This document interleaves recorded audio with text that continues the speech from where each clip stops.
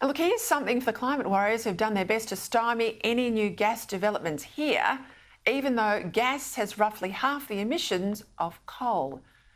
Australia is facing what's now described as catastrophic domestic gas shortfalls from next year, meaning the gas peaking plants needed to keep the lights on when the sun's not shining and the wind's not blowing will soon have to be run on diesel. That's right, so-called dirty diesel. The energy market operator says, and I quote, running gas-powered generators on liquid fuels could provide temporary relief during periods of extremely high gas demand. So that's on cold still days or hot still days, on cold nights and on hot nights.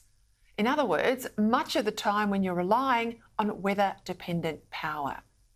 And naturally, the government says it's got everything under control, with climate-obsessive Minister Chris Bowen saying that the government is, quote, working with states to expand AEMO's powers to manage seasonal and localised gas supply shortfalls, include boosting domestic gas storage.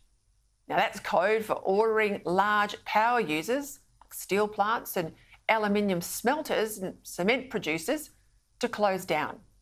Demand management, they call it. It's a euphemism for rationing.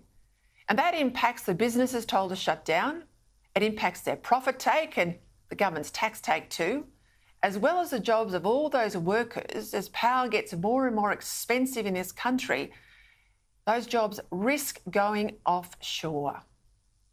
Meanwhile, neither of the two previously proposed gas import terminals at Geelong and Port Kembla are going ahead. And those new gas fields, we've been talking about them now for a decade. Narrabri in New South Wales, the Beetaloo Basin in the Northern Territory, and Browse off the West Australia coast, well, they all remain strangled in activist lawfare. Now, there's one way to fix this, and that's for the government to change the planning laws for new gas fields in the same way as they're changing them for wind and solar projects. That's right, if they're serious, let's level the playing field. Why should locals still be able to object to new gas fields when soon they won't be able to object to forests of wind turbines and those endless vistas of solar panels?